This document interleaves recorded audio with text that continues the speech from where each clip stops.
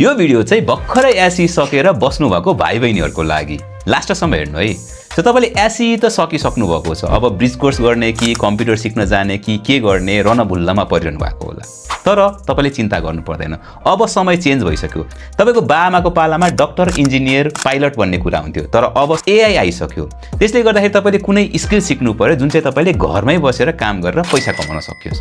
र यो सिक्नको लागि एसई दिइसकेपछि तपाईँले सुरु गर्न सक्नुहुन्छ, डिग्री नै लिनु पर्दैन।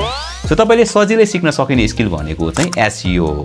यसमा तपाईँले एआई पनि प्रयोग गर्न सक्नुहुन्छ र यो सिकेपछि तपाईँले पछि काम गर्छु भन्दाखेरि घरमै बसेर गर्न सकिने काम पनि पाउनुहुन्छ। यदि तपाईँ एसइओ सिकेर घरमै बसेर पैसा कमाउन चाहनुहुन्छ भनेदेखि चाहिँ अहिले नै तल कमेन्टमा एसइओ भनेर लेख्नुहोस् र म तपाईँलाई एसइओ सिक्ने कोर्सको लिङ्क मेसेज गर्नेछु।